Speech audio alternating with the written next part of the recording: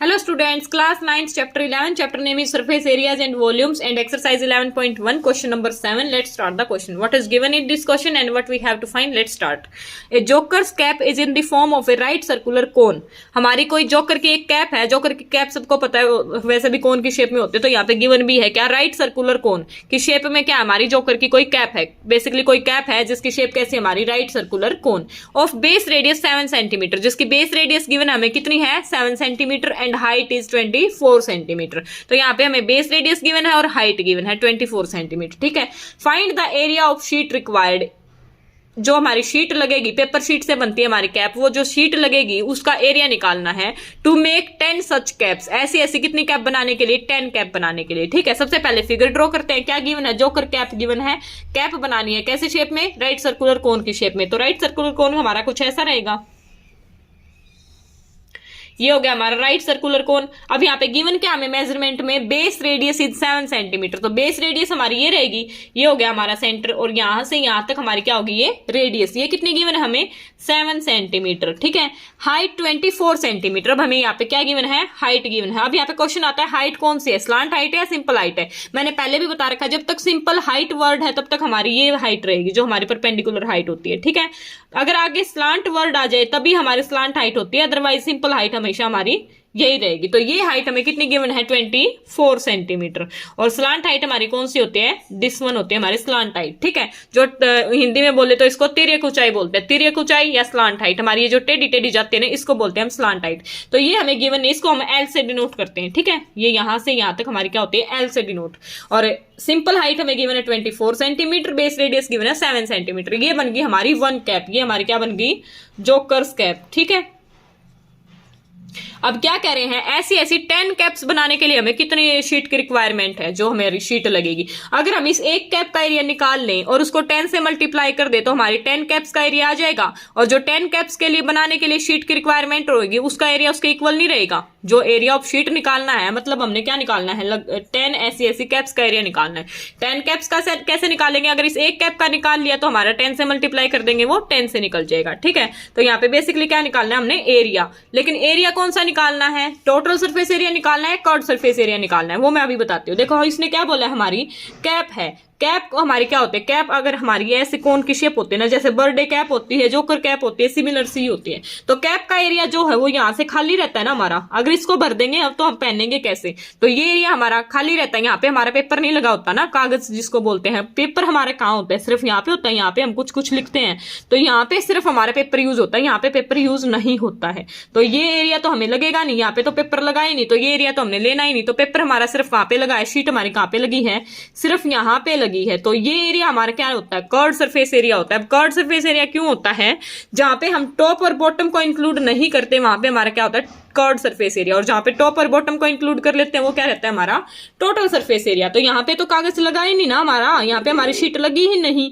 सिर्फ यहाँ पे लगी है, तो ये क्या होता है हमारा कर्व्ड सरफेस एरिया। तो यहां से समझ आया, हमने क्या निकालना पड़ेगा, CSA निकालना पड़ेगा, that is curved surface area. ठीक है, टोटल सरफेस एरिया कहाँ निकालना पड़ता है, जहां टॉप और बॉटम को भी हमें इंक्लूड करें। ठीक है, तो यहां से कर्व्ड सरफेस एरिया हम एक कैप का निकाल लेंगे। ठीक है, और उसको 10 से मल्टीप्लाई कर देंगे तो वो आ जाएगा। ठीक है, तो अब क्या करेंगे, curved surface area, curved surface area of jokers cap, क्या फॉर्मूला हो जाएगा हमारा, कोन की शेप है ना, कोन का क्या फॉर्मूला होता है हमारा, πRL होता है हमारा कर्व्ड सरफेस एरिया। CSA हमारा क्या होता है, πRL।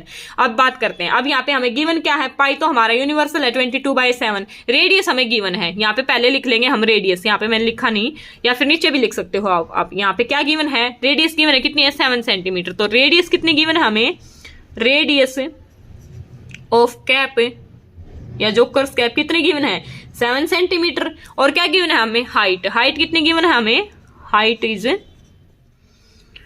कितनी गिवन थी, 24 सेंटीमीटर। हाइट कितनी गिवन है हमें, 24 सेंटीमीटर। तो हमें रेडियस गिवन है और हाइट गिवन है। अब फॉर्मूला के लिए ये चीज आप बाद में लिखना है, ये मैंने पहले लिख दी। ठीक है, इस चीज को आपको यहाँ पे लिखना है। ठीक है, पहले ये लिखना है radius of cap, height of cap, और उसके बाद ये लिखना है, बाय मिस्टेक में ऊपर लिख गई। ठीक है, तो क्या करना है, अब देखो यहाँ पे हमें पाई और आर की वैल्यू तो गिवन है, एल की वैल्यू गिवन नहीं है, तो पहले हमें एल की वैल्यू निकालनी पड़ेगी ना। यहाँ पे हमें हाइट और रेडियस गिवन है, सिर्फ स्लांट हाइट तो गिवन ही नहीं है, लेकिन फॉर्मूले में हमें क्या चाहिए, स्लांट हाइट चाहिए। तो पहले स्लांट हाइट निकालेंगे। स्लांट हाइट हमारी कैसे निकलती है, स्लांट हाइट का फॉर्मूला होता है हमारा L is equal to R square plus H square under the root. ये होता है हमारा स्लांट हाइट का फॉर्मूला।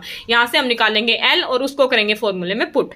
तो यहाँ पे रेडियस भी गिवन है, हाइट भी गिवन है, तो इनको करेंगे वैल्यूज पुट। रेडियस कितनी गिवन है हमारी 7 सेंटीमीटर, 7 का स्क्वायर प्लस हाइट हमारी कितनी गिवन है 24 सेंटीमीटर, 24 का square and all are under the root. अब यहां से देखो 7 का स्क्वायर हमारा क्या होता है 49, 49 लिख देंगे प्लस 7 का स्क्वायर हमारा क्या हो गया 49 प्लस 24 का स्क्वायर हमारा क्या होता है 576 and all are under the root. अब इनको करेंगे add 9 and 6 15, 1 carry, 7 and 4 11 and 1 12 and 1 carry 625। ये हो गया हमारा 625 अंडर द रूट। और ये हमारा किसका स्क्वायर रूट होता है 25 का होता है। स्क्वायर रूट हमें याद हो जाने चाहिए अब तक, ठीक है। तो ये क्या हो गया हमारा 25। तो यहां से हमारी एल क्या आ गई 25 और यूनिट क्या हमारी सेंटीमीटर, तो ये क्या रहेगी हमारी सेंटीमीटर। तो यहां से हमने एल क्या निकाल ली 25 सेंटीमीटर, ठीक है। सीएस से हमने निकालना है, तो एल हमने क्या निकाल ली 25 सेंटीमीटर। कैसे निकाल ली, इस फॉर्मूले से निकाल ली। हमारा फॉर्मूला है, इसको लर्न कर लेना, ठीक है।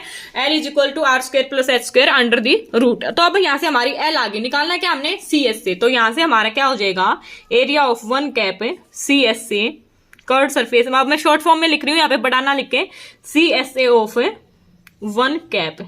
वन कैप का क्या हो जाएगा हमारा पाई आर एल, पाई आर एल। ये क्या हो जाएगा हमारा पाई हमारा क्या हो जाएगा 22/7 मल्टीप्लाई में आर की वैल्यू हमारी कितनी गिवन है 7 सेंटीमीटर, 7 मल्टीप्लाई में एल हमने क्या निकाला है 25। इसको करेंगे सिंप्लीफाई, 7 से 7 गया हमारा, ये क्या आ गया हमारा 22 मल्टीप्लाई में 25। अब इन दोनों की मल्टीप्लाई करेंगे हमारा 25 टू जा 50, 5 चली गई हमारी कैरी, 25 टू जा अगेन 50, 50 एंड 5 55। तो ये हो गया हमारा 550 और ये हमारी यूनिट्स क्या है सेंटीमीटर। तो ये क्या आ गया हमारा सेंटीमीटर स्क्वायर, क्योंकि हमारा क्या है एरिया, एरिया क्या होता है सेंटीमीटर स्क्वायर में। तो वन कैप का एरिया हमारा कितना आ गया 550 सेंटीमीटर स्क्वायर।